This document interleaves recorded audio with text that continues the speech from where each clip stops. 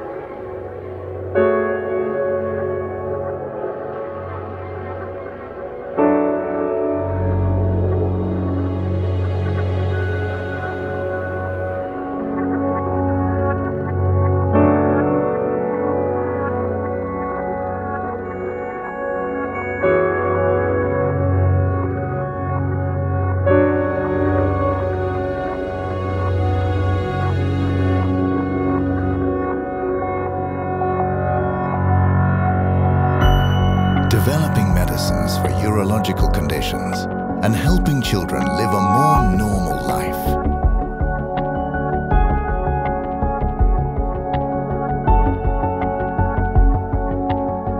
Medicines that give couples the opportunity to have a child, with products used from conception to birth of a baby.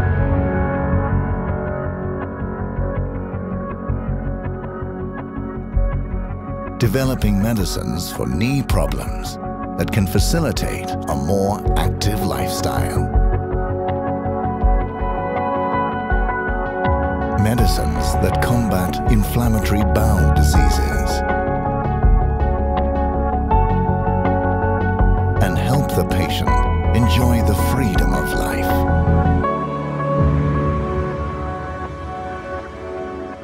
Medicines that help children with growth disorders and options that assist children in overcoming anxiety about administration of their medicine. It is about being committed to research and development at every stage to create medicines that work on the body's own terms, and about being committed to science and to developing innovative formulations and delivery systems that help patients to live their lives on their own terms. This is what we do and what we have done for more than 60 years because we believe in the power of people and research and go where ideas take us. And we invest in the necessary facilities and equipment to produce the medicines we discover, making a difference to people's health and quality of life, today and tomorrow, because people come first.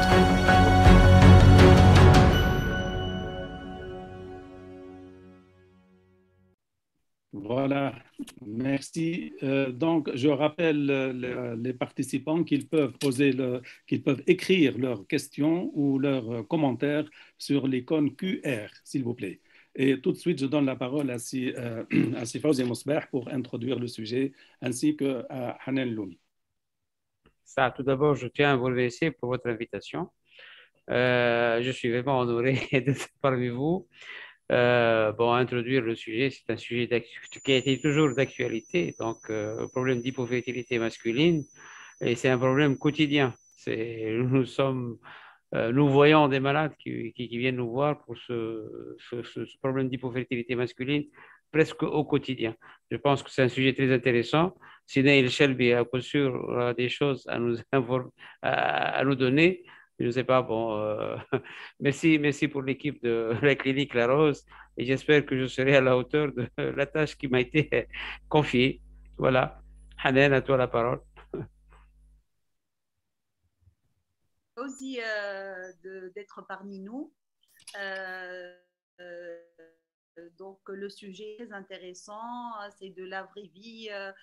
Vous, cliniciens, vous êtes confrontés à ce genre de consultation, à la demande d'un bilan de première intention chez un homme qui présente une hypofertilité.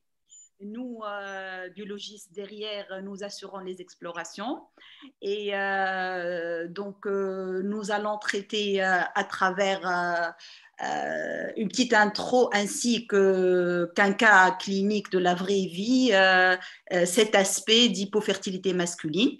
Donc sans plus tarder, je cède la parole à Dr Shelby. Qui a accepté de participer à ce webinaire. Certainement, il va nous éclairer sur ce bilan de première intention. À vous, Dr Shelby. Merci beaucoup et merci pour l'invitation, l'équipe Fertilia. Donc, aujourd'hui, je vais mettre la casquette de l'andrologue et j'aimerais bien rendre hommage à mon maître Gabriel Ardis, considéré pour beaucoup comme étant le père de l'andrologie française, avec qui j'ai passé 2 ans à l'hôpital de Nantes et je lui dois tout dans ma formation d'andrologue. Actuellement, je suis donc chirurgien, urologue, andrologue de libre pratique depuis 2000 et responsable actuellement du comité d'andrologie et de médecine sexuelle de l'association tunisienne d'urologie depuis 2016. Concernant cette présentation, je n'ai aucun conflit d'intérêt. Donc, la tâche qui m'a été incombée ce soir, c'est de vous parler du bilan initial et du diagnostic de première intention devant une infertilité masculine. Et puis, tout d'abord, une réflexion qui a été soulevée par Goldenstein de la Weill Cornell Medicine. Il s'est posé, et toute l'équipe de cet institut s'est posé la question, pourquoi doit-on évaluer le mâle, le sexe masculin dans l'infertilité masculine? En effet, il va falloir le faire parce que le côté masculin existe en plus que le tiers des cas des couples infertiles.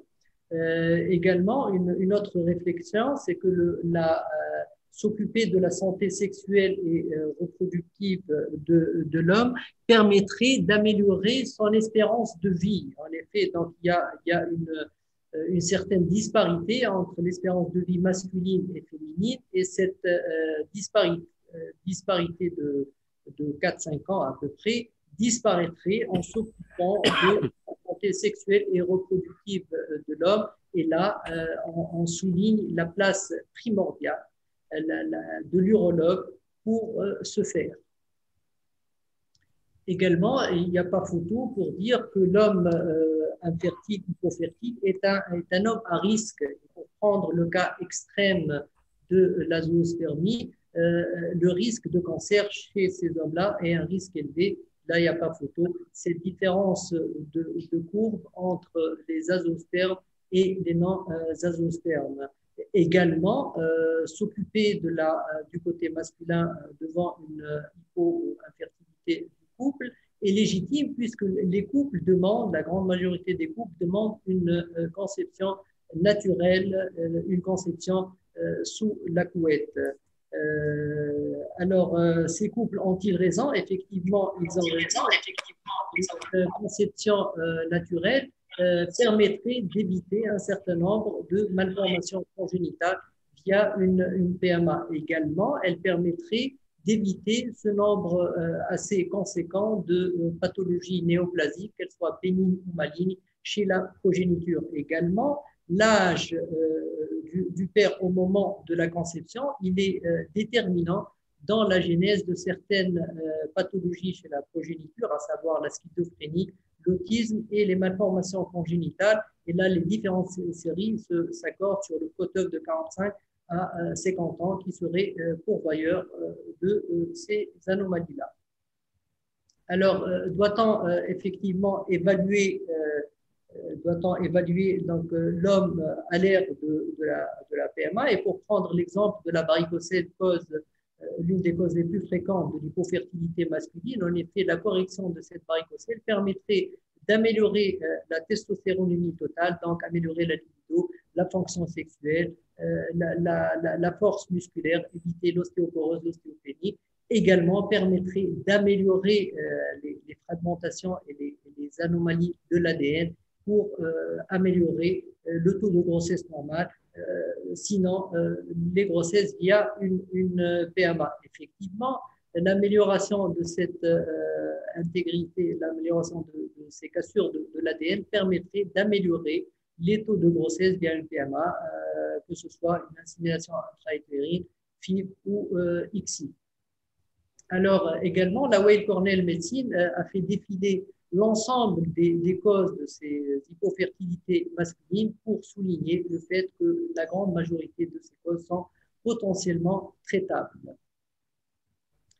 Alors, les Canadiens, et l'idée de ce webinaire est partie de ce papier qui est sorti par le journal d'organes du médecin de famille canadien, pour pouvoir simplifier les choses aux médecins de première ligne au Canada, pour pouvoir bilanter le couple infertile, bilanter le côté masculin, pour pouvoir écourter surtout les délais d'attente avant de voir un spécialiste, mais surtout de permettre de réduire cette inquiétude en aiguillant les couples, et le côté masculin particulièrement, sur leur sort. Donc, les Canadiens ont sollicité particulièrement Flanagan, qui est aussi membre du Weill Cornell Medicine, pour faire sortir des recommandations de bonnes pratiques et de première ligne. Alors, en simplifiant les choses, il faut sortir des tiroirs, et on va commencer par défiler ce premier tiroir. Alors, cette prise en charge, elle passe obligatoirement par un interrogatoire minutieux, un interrogatoire policier qui va s'enquérir de cette histoire de l'infertilité masculine, sa durée dans le temps, est-elle primaire ou secondaire? Y a-t-il une bonne activité sexuelle, donc s'enquérir sur la fonction sexuelle? Y a-t-il une utilisation de lubrifiants lors de ces rapports sexuels en sachant que ces lubrifiants sont spermotoxiques? S'enquérir de l'état général de santé, à savoir y a-t-il un diabète, y a-t-il une infection récente, y a-t-il une histoire d'infection pulmonaire ou bien d'affection pulmonaire en général? Également, y a-t-il un problème d'infection génito-urinaire, d'infection testiculaire, d'un traumatisme scrotal ou pelvien? Y a-t-il une chirurgie sur le testicule, que ce soit une chirurgie pour cancer ou bien une cure d'hydrocèle ou encore une cure de varicocèle ou encore une cure d'hernie inguinale? Également, c'est la prise médicamenteuse, la prise de stéroïdes, l'exposition à une chimiothérapie, l'exposition environnementale, particulièrement aux pesticides, l'exposition à des sources de chaleur, la prise de drogue, qu'elle soit douce ou dure, la consommation d'alcool, également l'histoire génétique familiale, où existe-t-il une infertilité dans l'histoire de famille. Au terme de cet interrogatoire, on va passer à un examen clinique minutieux qui va s'enquérir du morphotype du patient. Existe-t-il une gynécomastie? L'examen scrotal minutieux dans une salle bien chauffée, présente au nom de varicocèle, la palpation des déférents, la taille et la consistance des testicules, ainsi que les épididymes. Alors, l'examen abdominal, rien qu'avec l'inspection, on va voir est-ce qu'il y a des plaies chirurgicales qui pourraient orienter vers une lésion du déférent. Existe-t-il des zones de repérage pour radiothérapie et les circonstances particulières, le fameux syndrome de Kellman avec sa classique anosmie, également un simple examen thoracique et une auscultation cardiaque permet d'orienter le diagnostic vers le syndrome de Cartagena avec son situs inversus. Également, y a-t-il des troubles visuels pour pouvoir orienter les choses vers un adénome aprolactine. Alors, au terme de cet interrogatoire examen clinique, le deuxième box qui sort, c'est de faire ressortir les facteurs de risque de cette infertilité masculine, à savoir l'âge, y a-t-il dans l'histoire, dans les antécédents, une torsion testiculaire, les conditions, les anomalies congénitales, et là, une note particulière sur la drépanocytose pourvoyeuse d'hypofertilité, et de par sa physiopathe et de par de son traitement spécifique. Y a-t-il une ectopie testiculaire? Y a-t-il une mycoviscidose, une hémochromatose? Le classique syndrome de Klinefelter, le fameux 47XXY. Le syndrome de Kalman. Alors, les habitudes du patient, est-il consommateur d'alcool, est-il obèse, est-il fumeur, est-il consommateur de drogue douce ou dure, est-il diabétique, est-il porteuse d'une insuffisance rénale chronique, prend-il des médicaments, particulièrement une androgénothérapie, est-il preneur d'alpha-bloquant pourvoyeur d'éjaculation rétrograde, y a-t-il une infection, une orchite, une urétrite, des oréans, une prostatite, ou bien un cancer du testicule, ou bien une histoire cancéreuse pour une exposition à une radiothérapie ou être soumis à une chimiothérapie. Alors, au terme de cette exploration, et nous allons essayer d'être, disons, méthodique. Donc, c'est une sorte de checklisting qu'on va essayer de l'appliquer dans la vraie vie pour une approche de première ligne. Alors, je vous soumets un cas de la vraie vie. C'est un patient de 35 ans qui est caissier dans une grande surface et qui nous consulte pour une stérilité primaire d'1 an. Il est tabagique. Il boit de l'alcool occasionnellement. Il pratique le bodybuilding. Sa femme de 27 ans qui pose aucun problème et qui signale une sensibilité testiculaire à droite et qui n'a pas de problème de désir ni de dysfonction érectile. Alors, pour ce patient, qu'est-ce qu'on pourra proposer déjà de prime abord pour essayer d'améliorer cette hypofertilité? Donc, on va essayer de lui conseiller d'arrêter l'alcool, puisque l'alcool permet de réduire la production de sperme. Également, il réduit le taux de testostérone. Prend-il des anabolisants, surtout qu'il pratique le bodybuilding, et en sachant que les anabolisants arrêtent la spermatogénèse par un effet de rétrocontrôle négatif sur la FSH et la LH. Prend-il des inhibiteurs calciques en sachant que les inhibiteurs calciques ont un effet globose ou spermilal en bloquant les canaux calciques, donc il bloque cette habilité qu'a le spermatozoïde à pénétrer l'ovule. Prend-il des drogues, de la nicotine, donc l'effet du tabac sur la morphologie, mais aussi sur la mobilité des spermatozoïdes? Est-il exposé à une radiochimiothérapie? Et également certains gestes de la vie de tous les jours, à savoir le port de vêtements serrés et déconseillés, le fait de se croiser les jambes tout le temps, c'est mauvais, et aussi également le fait de s'exposer à une source de chaleur, telles que les gens qui pratiquent le sauna suffisamment. Alors, j'aimerais bien vous interpeller l'assistante sur le fait que ce patient soit caissier. Est-ce que le caissier est une profession à risque d'hypofertilité?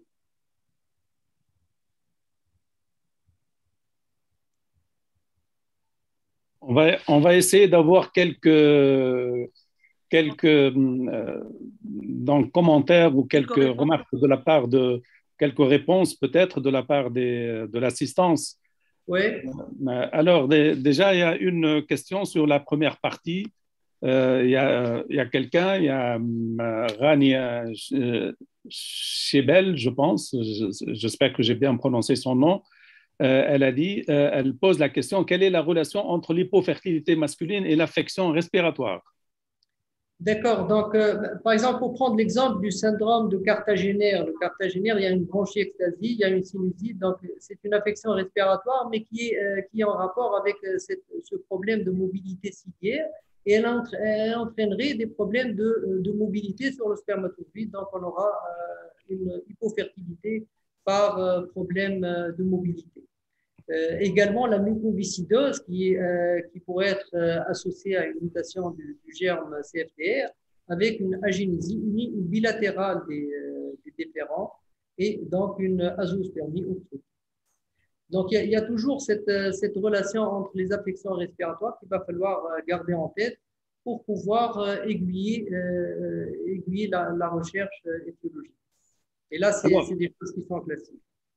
J'appelle, s'il vous plaît, j'appelle tous les participants à écrire leurs questions dans la rubrique Q et R et non pas d'en discuter, s'il vous plaît.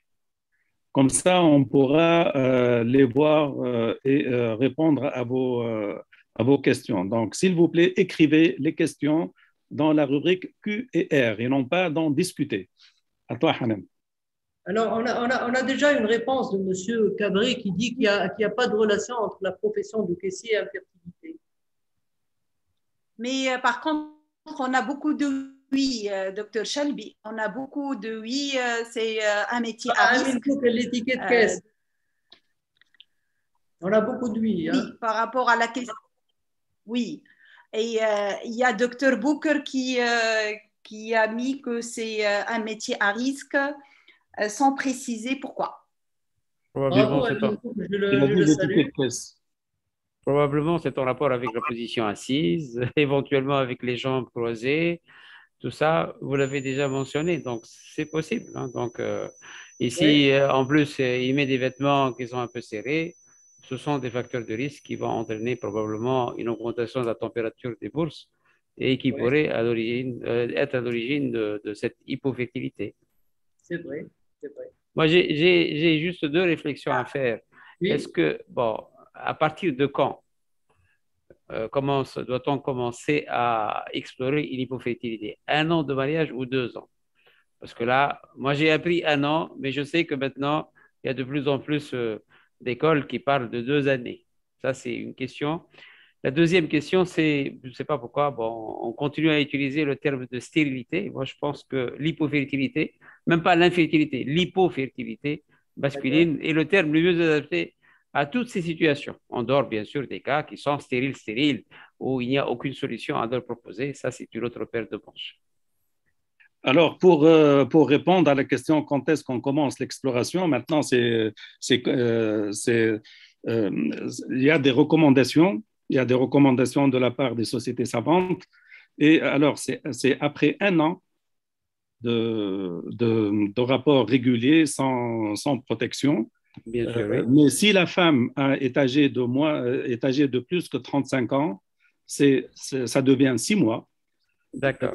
C'est à partir de 6 mois. Sinon la tendance, indépendamment du temps qu'il faut pour commencer à explorer, si le couple commence à s'inquiéter pour sa fertilité, même avant 1 an ou même avant 6 mois, il faut commencer les explorations. D'accord. Alors, il y a une question de la relation entre le traitement de la drépanocytose et de l'infertilité masculine. Alors, il y a l'hydroxycarbamide qui est un traitement spécifique de la drépanocytose. Oui. Oui, et qui serait responsable d'une altération du spermographe. Et puis, la physiopathe même de la drépanocytose avec les microthrombis qu'elle entraîne, elle est pourvoyeuse d'hypofertilité masculine. Et là, Amin Boukr, il est vraiment fort, Amin Boukr. Donc, les tickets de caisse, donc, il a su que les tickets de caisse en Tunisie ne sont pas aux normes européennes. Et les normes européennes, si vous avez remarqué quand vous voyagez en Europe, sur le dos du ticket de caisse, c'est écrit bisphénol A free. Donc, c'est des tickets sans bisphénol, alors qu'en Tunisie, nos tickets sont bourrés de bisphénol et quand on est caissier pendant plusieurs années à manipuler les tickets, donc on a forcément un transfert via les tickets du bisphénol A. Et le bisphénol A est reconnu être un perturbateur endocrinien et c'est de la réalité, c'est pas un mythe. Et là, ils ont pris deux cohortes de patients, une cohorte exposée au bisphénol A avec un taux de bisphénol A urinaire élevé. Et là, il y a une corrélation évidente avec une altération du spermogramme sur le plan le nombre, viabilité et motilité. Et ça, c'est répertorié par la littérature. Donc, ce monsieur étant caissier, il est exposé au bisphénol, lequel bisphénol est perturbateur endocrinien pourvoyeur d'altération du spermogramme. Il va falloir peut-être lui conseiller de porter des gants en coton biologique. Alors, on passe à l'examen clinique. Donc, le tiroir de l'examen clinique, il a une apparence masculine avec des bistrophos bien développés, une répartition normale des poids, des seins normaux, absence de cicatrice chirurgicale, une verge normale, des testicules avec un testicule droit évalué à 20 cc, de gauche à 8 cc, c'est une hypotrophie testiculaire gauche, avec une consistance plutôt molle. Les deux épididymes sont normaux, les deux déterrents sont bien palpés et avec une varicocèle clinique grade 2 à gauche. Donc là, l'examen clinique. Et rien qu'avec l'inspection, donc ça a été dit tout à l'heure, on pourrait répertorier des plaies chirurgicales, des plaies potentiellement, des chirurgies potentiellement pourvoyeuses de lésions différentielles, particulièrement la hernie inguinale. Et là, Schlegel s'est associé à Goldenstein pour faire sortir une cohorte, une petite série pour dire que même une appendicectomie, dans 3% des cas, peut être associée à une lésion du déférent. Et là, une note particulière pour évaluer le volume testiculaire et cliniquement, donc, on a évalué à 20 millilitres du côté droit, à 20 cc et à 8 cc du côté gauche. Et là, ce n'est pas utopique, c'est la vraie vie. On arrive à évaluer le volume testiculaire et on le fait cliniquement aussi bien que l'échographie. La clinique fait aussi bien que l'échographie. Et là, avec une petite réglette, on peut apprécier le volume du testicule, longueur sur largeur avec épaisseur, et on a le volume. Surtout qu'apprécier le volume testiculaire est étroitement corrélé à l'azoospermie ou l'oligo-azoospermie. Une atrophie bilatérale est associée à 90% de cas d'azoospermie. Alors, ce monsieur, on lui a demandé un spermogramme. Il est azoosperme, confirmé à 3 mois, avec un volume normal. Et là, j'aimerais bien faire quelques réflexions à propos du spermogramme. Alors, les normes actuelles, les normes admises actuellement, c'est celle de l'OMS 2010, avec une abstinence de 2 à 5 jours. Le volume normal, le cut-up, c'est 1,5, un pH 7,2, une numération plus que 15 millions par année, une mobilité progressive, aussi bien progressive, rapide que lente, un total à 32%, une vitalité à 58% et les formes typiques. Il y a ceux qui utilisent le David modifié et ceux qui utilisent le Kruger. Alors, quelques réflexions donc, sur ce spermogramme qui est l'examen clé pour évaluer et commencer à évaluer une hypofertilité masculine. Et là, vous remarquez avec moi cette variabilité intra-individuelle sur une évolution de 2 ans et demi. Et ce patient passe d'un nombre qui est supérieur à 160 millions à des périodes vraiment qui affolent l'azoospermie. Et là, c'est phénoménal, mais c'est la vraie vie. La vraie vie, c'est comme ça. C'est une fluctuation, c'est une évolution en dents de scie du spermogramme. Alors, et nous, ce qui est recommandé actuellement, c'est de refaire un deuxième spermogramme. Quand est-ce que faut-il le refaire? Est-ce qu'il faut le refaire à 4 semaines, comme le suggérait l'AIA, ou bien le refaire à 3 mois? C'est vraiment, c'est pas bien établi. Et j'essaie de faire une petite recherche bibliographique sur le timing optimal pour refaire un deuxième spermogramme pour pouvoir les comparer. Alors, ce qui est établi par la littérature, c'est obligatoirement, il faut avoir 2 spermogrammes. Les faire à 4 semaines, comme le suggère l'AIA, ce n'est pas une bonne chose, c'est établi par la littérature, particulièrement Goldstein. Alors, quand est-ce qu'il va falloir le refaire? Il faut raisonner finalement au cas par cas, ça dépend du premier spermogramme, des conditions dans lesquelles a été fait ce spermogramme, et donc raisonner au cas par cas. Faire 2 spermogrammes, oui. Quand est-ce qu'il faut faire? Il n'y a pas d'évidence médecine, raisonner au cas par cas. Deuxième réflexion. Alors, cette abstinence de 2 à 5 jours, c'est une abstinence qui est arbitraire. Elle n'est pas basée sur l'évidence médecine. Alors, ce qui est établi par la littérature, c'est que plus l'abstinence est courte, meilleur est le résultat du spermogramme et meilleurs seront les résultats d'une PMA. Et actuellement, ce qu'on recommande aux patients, c'est de faire une éjaculation journalière sur la semaine qui précède le recueil pré-PMA, y compris le jour du prélèvement. Ceci s'explique, et c'est cartésien, c'est extraordinaire, c'est que cette période d'abstinence, elle est corrélée avec le taux de fragmentation de l'ADN, c'est-à-dire plus l'abstinence est longue, plus la fragmentation de l'ADN est importante, avec un P qui est significatif, il n'y a rien à dire là-dessus. Donc là, déjà empirique, donc OMS c'est empirique. Alors l'OMS version, la 5e version versus 4e version par rapport aux atypies, est-ce que il faut faire du Kruger ou bien du David modifié? Alors ce qui ressort, c'est qu'il y a une corrélation qui est presque parfaite avec un coefficient de corrélation qui frôle les 1 entre le Kruger et le David modifié. Sauf que le Kruger, il est chronophage. Donc, ça demande plus de temps pour le faire, donc plus d'argent, il est plus coûteux. Alors, est-ce que vous voulez qu'on discute à propos de ces réflexions avant de continuer? Oui, je pense qu'il y a des questions, donc je laisse les modérateurs. Je vais jeter un coup d'œil sur les questions. De Mahmoud. Oui. Avant de démarrer les questions, j'ai juste ou bien une petite rectification, c'est que là, on est sur la version 2021 des critères de l'OMS. Donc, juste pour réactualiser donc, les chiffres, il y a quelques modifs par rapport au là qui est de rien du tout, de 1,4 au lieu de 1,5.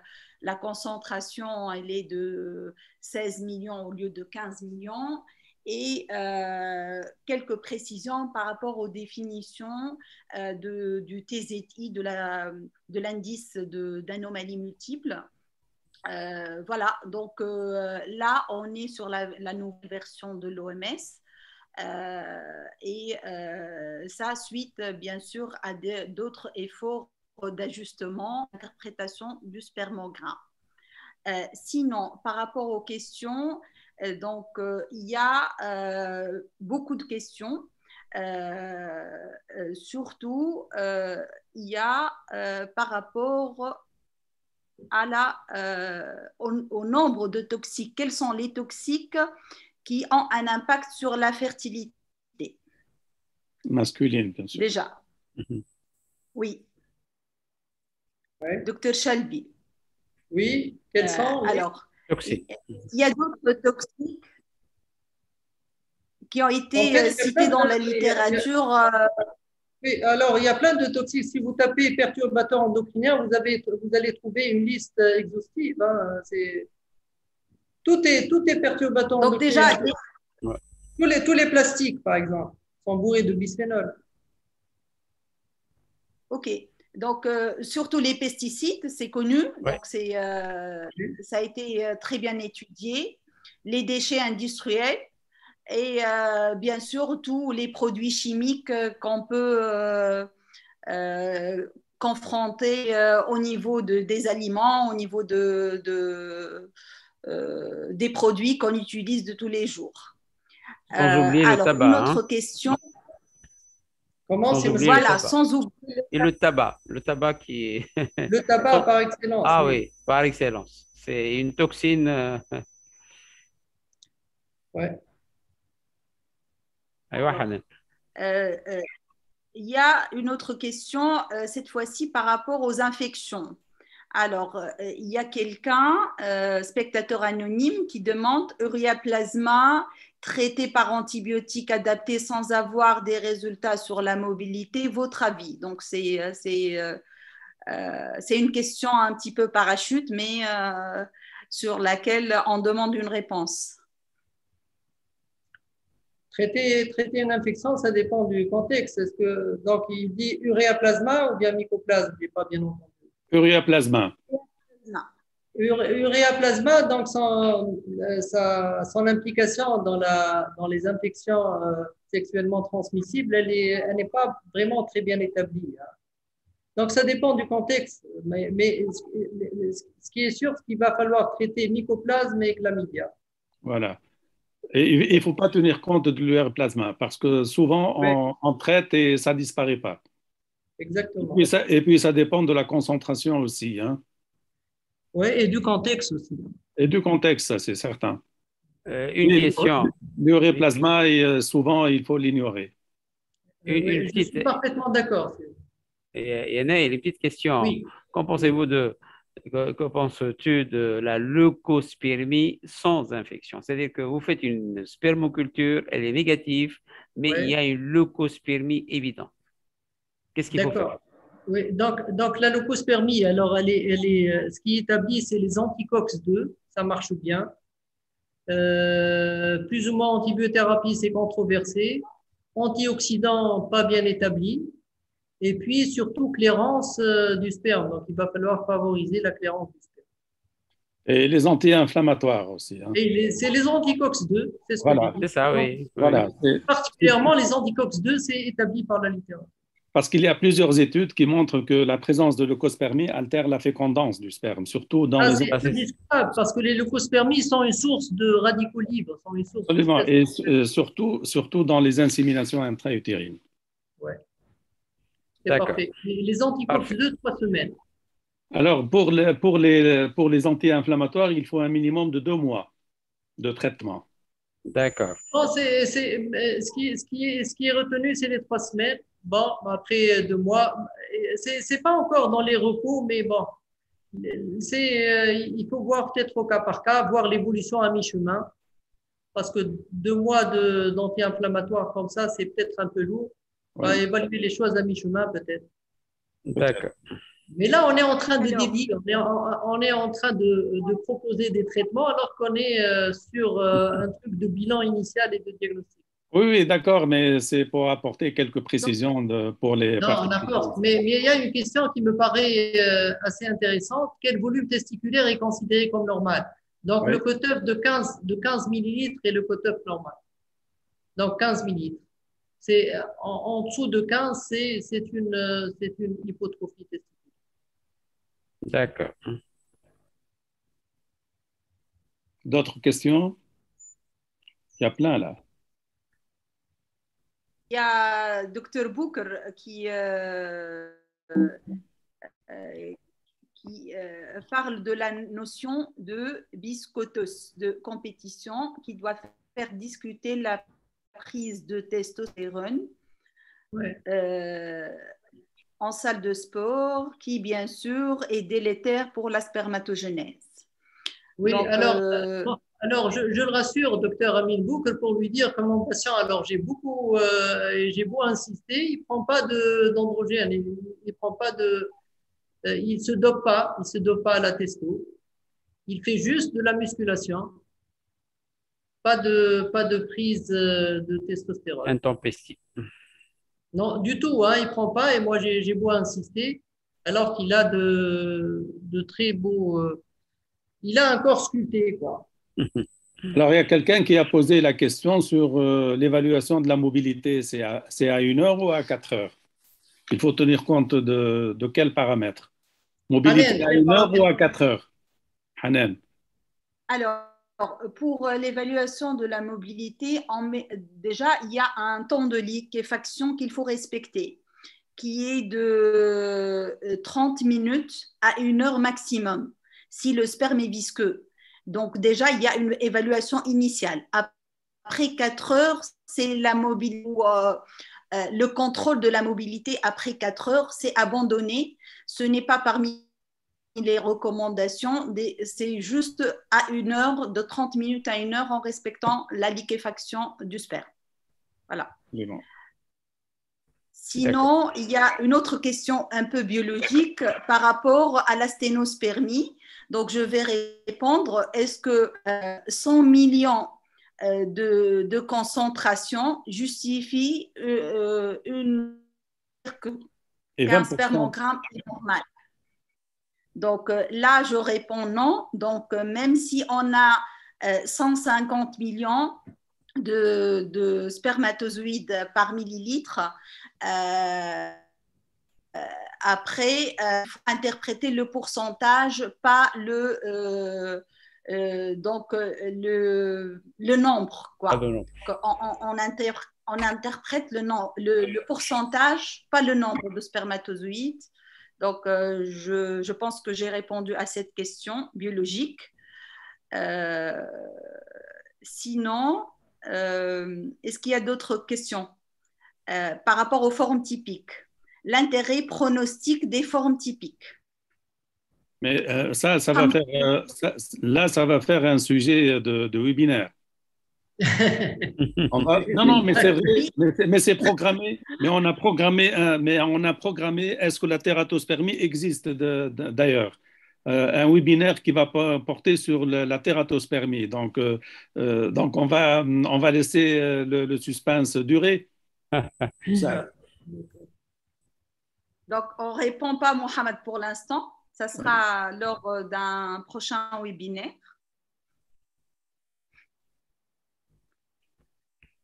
Voilà. Bon, et il y a quelqu'un qui a parlé de la cryptospermie sévère. Est-ce que pour la durée d'abstinence, est-ce qu'il est recommandé de faire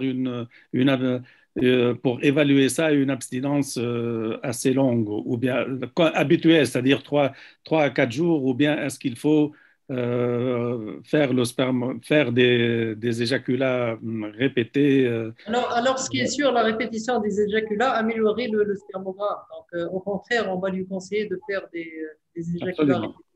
Absolument. Voilà. Bien, on continue, Neil. Oui, on continue, on continue. Alors, pour revenir à notre patient qui a zoosperme et pour revenir aux recommandations de bonne pratique établies par les Canadiens, donc il va falloir raisonner après avoir fait 2 spermogrammes, faire l'FSH et l'H et raisonner en fonction du volume du sperme. Alors, quand le volume est bas, il va falloir penser à un problème de recueil, penser à une obstruction, penser à un problème d'éjaculation, tel que l'éjaculation rétrograde, ou bien une hypogénésie, hypoplasie des vésicules séminales. Au contraire, en présence d'un volume de sperme normal et FSH et LH, un taux bas d'FSH et LH, la cause, elle est là, prétesticulaire. Le volume est normal avec FSH et LH normal, pensez à une obstruction, vous me direz comment obstruction et volume normal. Effectivement, si l'obstruction est en amont des vésicules séminales, le volume sera automatiquement normal puisque la grande majorité du volume du sperme est établie à 80% à peu près par les vésicules séminales. Et quand la FSH et l'H est élevé, la cause est testiculaire. Bien évidemment, il s'agit là d'une répartition schématique pour faciliter l'approche. Alors, donc, on va faire un bilan hormonal pour notre patient, comme ce que recommande cette approche de première ligne. Alors, son FSH est effondré, une testostéronémie qui est haute, plus que la normale, LH effondré, estradiol normal, prolactine normale.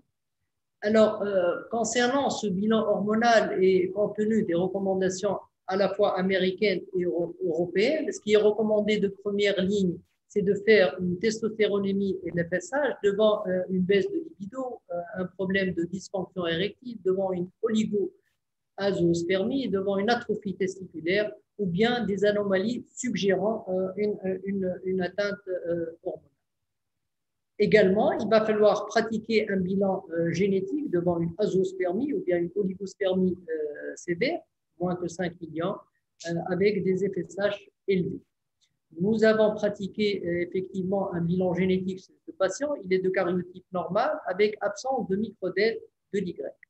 Et là, j'aimerais bien souligner quelques points sur la microdélétion Y. Lorsqu'elle est AZFA, impossible de trouver des spermatozoïdes à l'ABT, donc c'est une contre-indication à l'ABT. Il s'agit là en général d'un cercle-lisseur. En présence d'une AZFB, quand elle est complète, pas de possibilité de trouver. Quand elle est incomplète, il y a une possibilité de trouver, quoique le pronostic n'est pas trop bon. Quand il y a une association d'une microdèle B et C, pas moyen de trouver à l'ABT, c'est une contre-indication. Par contre, l'AZF-C rejoint le taux de retrouver des spermatozoïdes un taux normal qui peut aller jusqu'à 60%. Un point aussi également à souligner, c'est que cette microdèle AZF est transmissible à la progéniture masculine qu'il va falloir intégrer dans le conseil génétique. Alors, notre patient, et comme ça a été dit au départ, il est azoosperme, donc il est à haut risque d'avoir un cancer testiculaire. L'échographie, elle est systématique chez lui. Et le testicule droit à l'échographie, il est à 19,2 ml. Et vous avez remarqué que la clinique l'a noté à 20 cc, 20 ml, avec présence d'un nodule polaire intérieur de 0,5 cm, hypoéchogène et vascularisé au Doppler. Le côté gauche confirme l'hypotrophie testiculaire avec la varicocèle qui est grade 2. Et là, c'est l'image de cette lésion. Donc, on était obligé, devant cette suspicion tumorale, de faire les marqueurs tumoraux du testicule, à savoir LDH, alpha-féto et ACG. Leur taux était normal. Alors, que faire devant cette situation?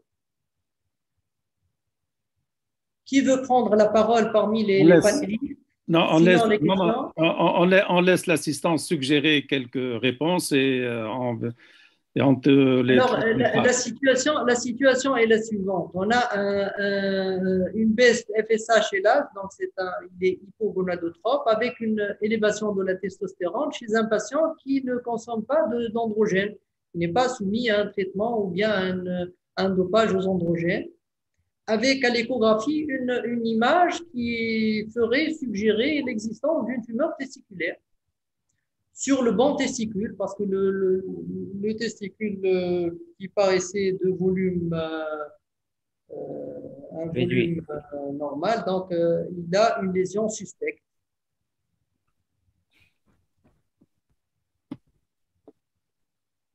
Hanan, est-ce que tu peux aussi, Mousbah, est-ce que vous pouvez relever quelques questions, quelques remarques ou quelques suggestions de la part de l'assistance?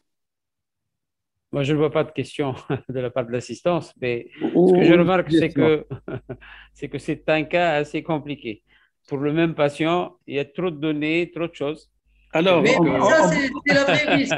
Oui. On va essayer de simplifier les choses. On va poser la question. On va poser quelques questions à propos de la conduite à tenir.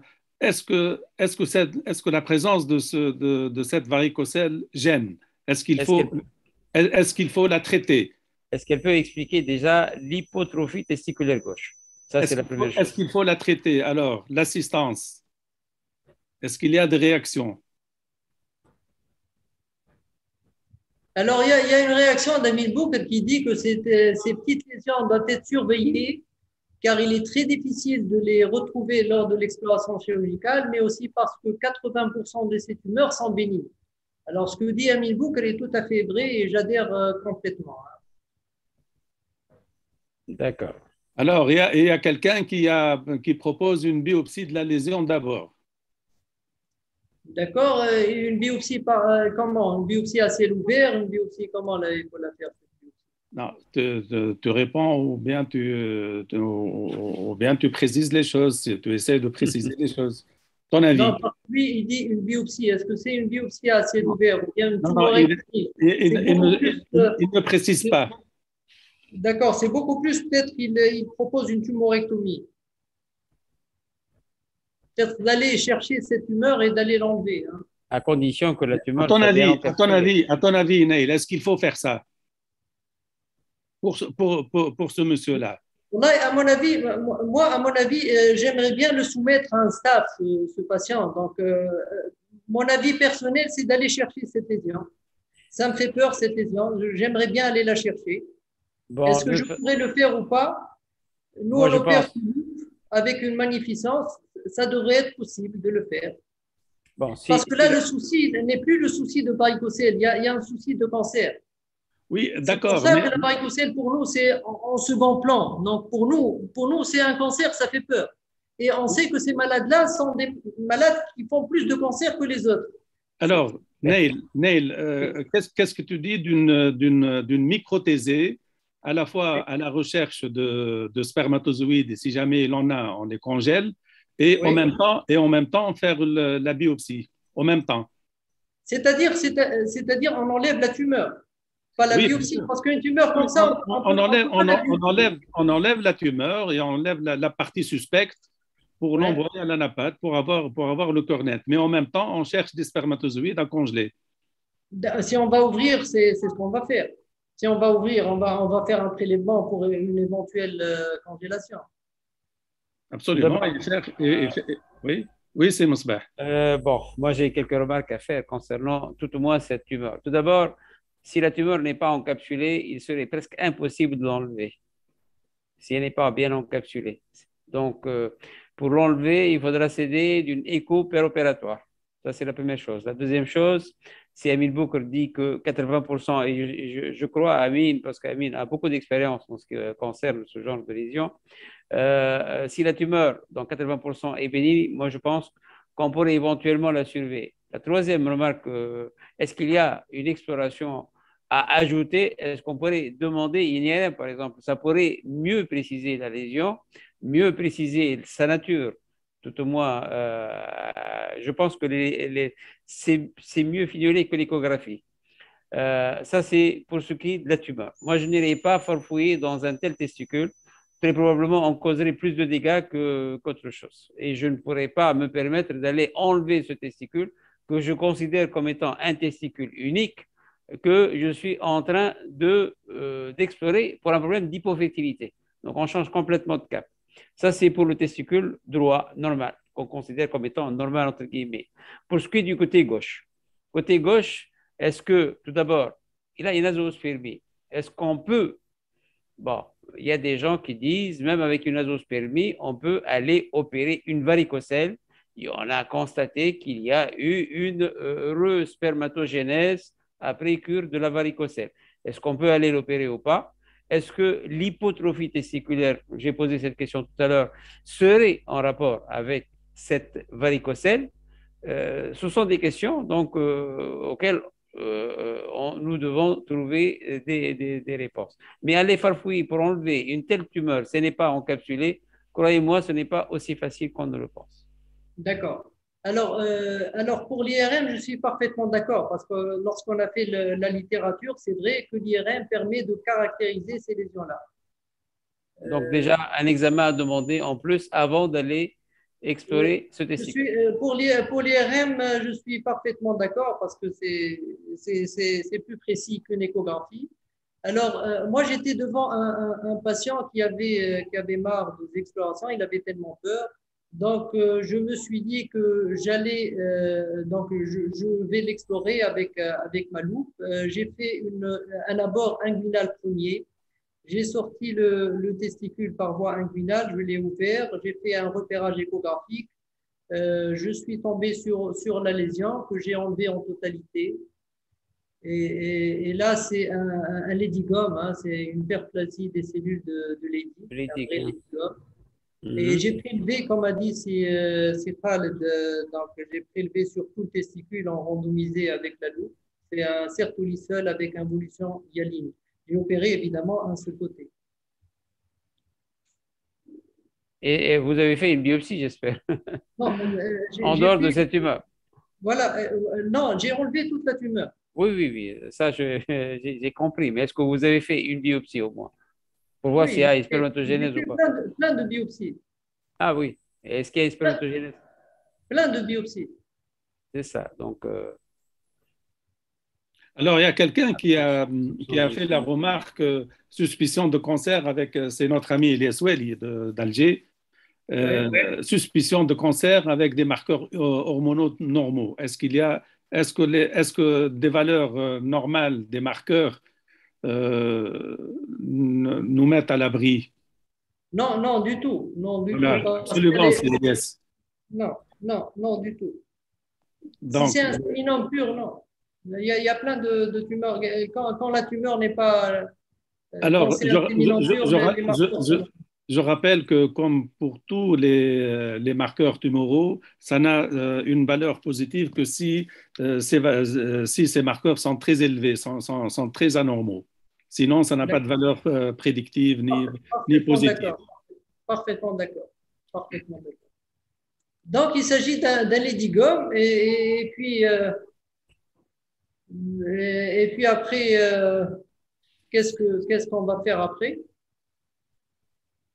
Alors, les questions que je me suis posées, d'abord, à moi, j'ai eu une normalisation de l'FSH et là, c'est testostérone. Donc, c'était un ladygome sécrétant. Et les ladygomes, c'est des tumeurs bénignes qui peuvent sécréter de la testostérone, ils peuvent sécréter de l'ostradiol, ils peuvent sécréter de la progestérone. Et là, moi, j'ai eu une normalisation de l'FSH et l'âge, ainsi que la testostérone. J'attends mon spermogramme à 4 mois. Absolument. J'allais demander, est-ce qu'il y a une re-spermatogénèse? Oui, justement. Alors, j'attends à 4 mois. Si j'aurai une spermatogénèse, donc j'aurai gagné ma partie. En l'absence de spermatogénèse, alors les questions donc, qui vont se poser, faut-il opérer la varicocèle avant ou après une deuxième BT? Ou bien faut-il stimuler avant de faire une deuxième BT? Et la deuxième BT sur le testicule droit, mais aussi sur le testicule gauche. Là, sur ce point, j'aimerais bien avoir votre avis parce que je n'ai pas encore de spermogramme à 4 mois. Moi, je l'ai opéré au mois d'août. Donc, c'est le mois d'août exactement. Donc, c'est le 27 août. Donc, tu as encore… En décembre, on sera au 4e mois. Voilà. Moi, je l'aurais opéré, c'est en sonnant de sa varicocèle. J'aurais profité de l'anesthésie pour faire une… toucher l'autre côté, c'est Mousbert. On va pas toucher, on va pas toucher au testicule, on va juste ligaturer et sectionner ses veines spermatiques. Mais c'est Mousbah, on nous a toujours dit que pour les varicocèles, un grade 2 n'a aucune influence et qu'il ne faut toucher les varicocèles que si elles sont cliniquement évidentes, un minimum de grade 3 cliniquement évidente et non pas un grade 3 échographique, mais plutôt clinique. Parce que l'échographie, si on fait des échographies à tout le monde, on trouve des varicocèles grade 1 et grade 2 à l'appel. Et donc, on ne va pas… Bon, donc, ici, aller opérer une varicocèle grade 2 qui n'est pas cliniquement visible. Non, elle est cliniquement visible. Mais si elle est cliniquement visible, elle n'est pas grade 2 alors. C'est pas grade 2, oui. Parce que si je crois… Si elle est cliniquement visible, elle n'est pas grade 2. Et donc, non, c'est-à-dire elle est cliniquement déstable, pas visible. Cliniquement, bon, si je crois à ce qui a été mis au début dans l'examen clinique, il y avait une varicocèle clinique. Clinique, pas elle est échographique. Donc, elle est palpable, elle est palpable, elle n'est pas visible, elle est palpable. Elle est plus qu'un grade 2, ça c'est certain. Voilà. Elle est palpable, elle n'est pas visible. Je suis parfaitement d'accord pour les varicocèles grade 1 qu'il ne faut pas toucher, ça c'est certain. Mais pour ce qui est des varicocèles cliniques, moi j'irai les opérer sans aucun problème. De toute façon, c'est les cliniques, vous avez dû profiter de…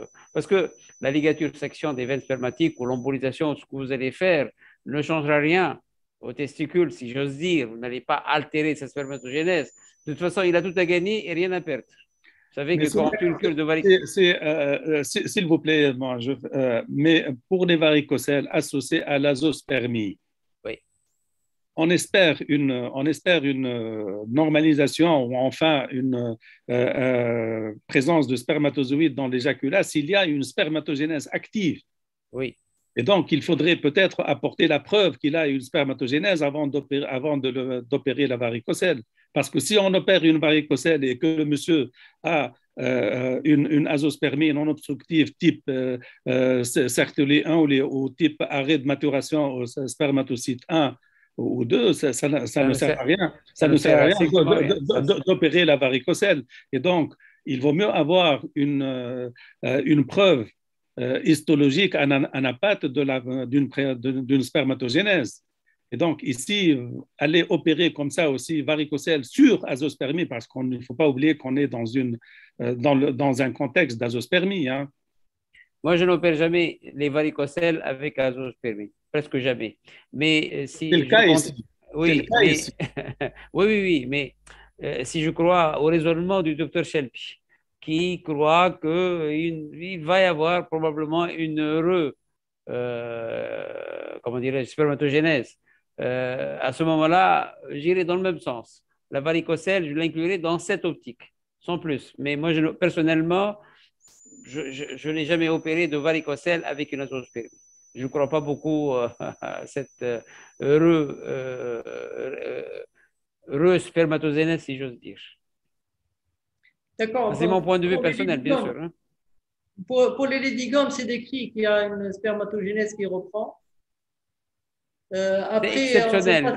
Il y a quelques articles dans la littérature qui parlent d'une reprise de la spermatogénèse, mais c'est exceptionnel. Personnellement, je ne l'ai jamais vu. Mais là, ce qui m'a encouragé, c'est le bilan hormonal qui est redevenu normal. Parce que là, on avait un blocage, il avait une hypo-FSH, hypo-LH. Il avait une testostérone qui était l'équivalent d'une testostérone exogène. Oui. Et là, on a un bilan hormonal qui se normalise quand même. Donc, on sait intuitivement, on dirait que la cause de cette stérilité serait sur les digomes. Comme ça peut venir à l'esprit que c'est cela. De toute façon, c'est la réalité, c'est décrit. Les digomes, c'est comme ça. Après, on va avancer. Moi, j'ai pas encore de réponse pour ce patient, mais je pourrais discuter par rapport à la varicocèle parce que j'ai fait une recherche bibliographique et là, je pourrais vous donner quelques réponses par rapport à cette discussion qui est très intéressante. Alors, ce qui est établi, c'est que la varicocèle, de par sa physiopathie, que ce soit l'augmentation de la température locale, l'hypoxémie qu'elle engendre ou bien le reflux de métabolites toxiques, c'est qu'elle va augmenter le stress oxydatif et elle va entraîner une cassure de l'ADN. Donc, elle va altérer le spermogramme. Alors, ce qui est établi également par la littérature, qu'il faut opérer les varicocèles palpables. Donc, les varicocèles palpables. Une varicocèle de grade 2 est une varicocèle palpable. Elle est visible si elle est de grade 3. Donc, on opère que les varicocèles palpables. Il ne faut jamais opérer les varicocèles intracliniques. Ça, c'est établi. C'est les recommandations aussi bien américaines qu'européennes. Et là, par rapport aux varicocèles, alors là, les méta-analyses, j'ai fait toute la littérature. Alors, ce qui ressort de la littérature, alors c'est une corrélation entre la reprise de la spermatogénèse et l'histologie initiale. En présence d'un sertoli seul, est-ce qu'on a une chance, quand on opère une varicocèle devant une azospermie, d'avoir une reprise de la spermatogénèse? Oui, on a, mais le pronostic n'est pas aussi bon qu'une hypospermatogénèse, ou bien d'un arrêt de maturation. Donc là, selon les séries, c'est vrai qu'on a des zéros, mais on a des 14%, on a parfois des 40%. Mais un arrêt de maturation tardif. Un arrêt de maturation tardif. Mais là, il parle de Sertoli seul. Oui, d'accord, j'ai vu, je vois, oui. Donc, il parle de Sertoli. Mais c'est vrai que le pronostic est meilleur quand on a une hypospermatogénèse. Absolument. Mais même avec un Sertoli, on peut avoir ça. C'est une méta-analyse exhaustive, systématique review, etc. Et après, les guidelines de l'AIU, qu'est-ce que les guidelines disent? qu'il va falloir se concerter avec le patient et toujours prendre des décisions collégiales. Parce que c'est pas évident, il n'y a pas d'évidence médecine, mais c'est vrai que c'est corrélé avec l'histologie. Et peut-être la stratégie serait de faire une BT première et voir est-ce que c'est un sertolysol, c'est un arrêt précoce, etc., pour pouvoir raisonner après. Absolument. Moi, je ne suis pas d'accord avec Sifosi quand il dit moi, j'opère dans la foulée la varicocèle parce qu'il est endormi. Non, mais moi j'ai suivi ton raisonnement. J'ai suivi ton raisonnement sans plus.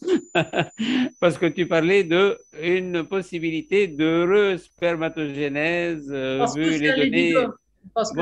C'est uniquement la même ligne que toi, sans plus. D'accord, mais moi, je me pose la question, est-ce qu'après, je vais l'opérer de sa varicocèle gauche? Parce qu'il y a toujours cette varicocèle qui est clinique. Et lui, peut-être qu'il va améliorer, il va avoir un arrêt de maturation, peut-être qu'il va avoir une hypospermatogénèse.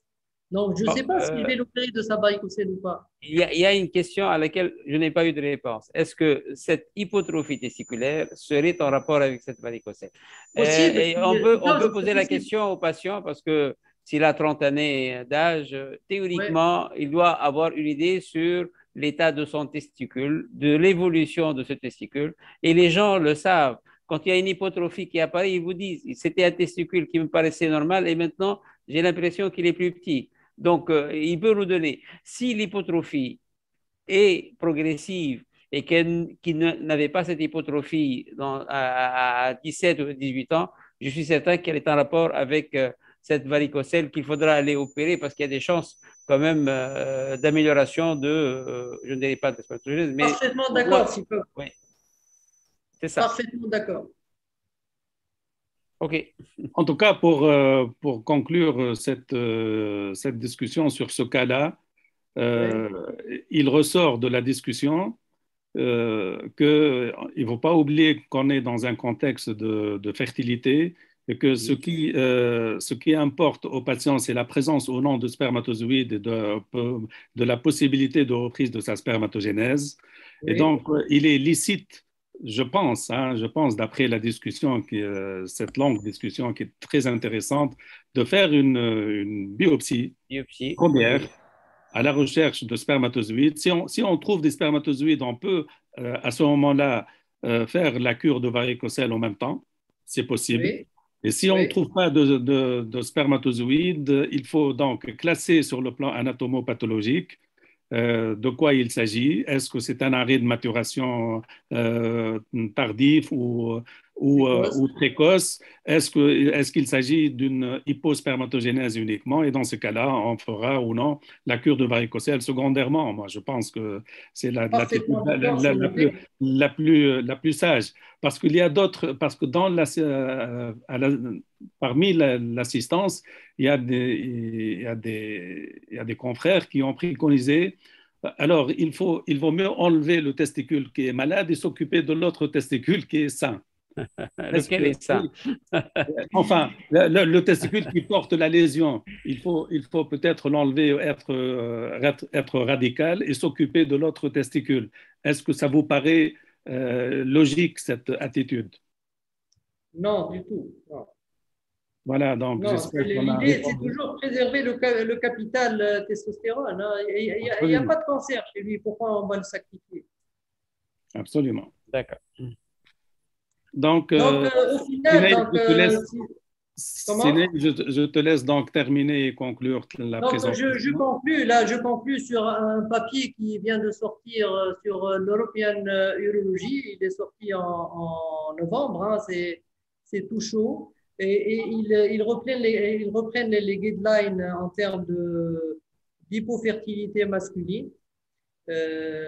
Alors, ce qui ressort sur la gestion de première ligne ou bien de la gestion diagnostique, alors il va falloir pour la prise en charge de ces couples hypofertiles, c'est de s'enquérir du statut de la partenaire, de la femme, et ça, les gynécologues ils le font très bien. Se baser sur l'histoire clinique, l'examen physique et l'examen du sperme, 2 spermogrammes sont nécessaires. Également, il va falloir il va falloir demander un karyotype quand on a une azo- ou oligospermie, enchaîné par une microdèle de l'Y, en sachant que la ZFA, la ZFB, comme ça a été dit, quand c'est complet, c'est une contre-indication à l'ABT, informer que la microdèle est transmissible à la progéniture masculine pour le conseil génétique. En l'absence des différentes recommandations fortes, il va falloir rechercher la mutation du CFTR. C'est la mucoviscidose éventuellement. Également comme pensée génétique, quand on a une mutation du CFTR, il va falloir le rechercher chez la partenaire et s'il existe, il va falloir faire le conseil génétique parce qu'il y a un risque de transmission à la progéniture. Le syndrome de Klinefelter, c'est le syndrome particulier, il va falloir une prise en charge hormonale, particulièrement en dehors du désir de concevoir des enfants. Alors, pour la fragmentation de l'ADN, on n'en a pas parlé parce que c'est un bilan de première intention, mais il va falloir la considérer, c'est une recommandation forte, quand on a un échec répété de grossesse, qu'elle soit voie naturelle ou via PMA.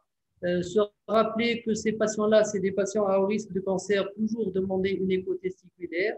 Et là, il y a la recommandation qui concerne notre cas clinique. Donc, il va falloir se concerter dans les lésions qui ne sont pas univoques. Donc, c'est de faire l'échographie. Et devant ces lésions-là, toujours discuter, soit faire la biopsie avec l'extempo, ou bien faire l'orchidectomie radicale, ou bien surveiller. Toujours discuter en RCP. Donc, ce qui a été fait pour notre patient. Et au final, si on suspecte une obstruction distale, il va falloir faire une écho endorectale. C'est les recommandations de l'EAU 2021, novembre 2021. Ça vient de sortir. Alors, je vous remercie pour votre attention et si vous voulez, on termine la discussion. Merci Neil pour tout l'effort que tu as fait. Merci au modérateur, merci à Sifawzi, merci à Hanan. Et merci à notre charmante Amel. Et je vous dis à bientôt et au prochain webinaire. À très bientôt. Merci beaucoup. Bonne soirée. À la khayr.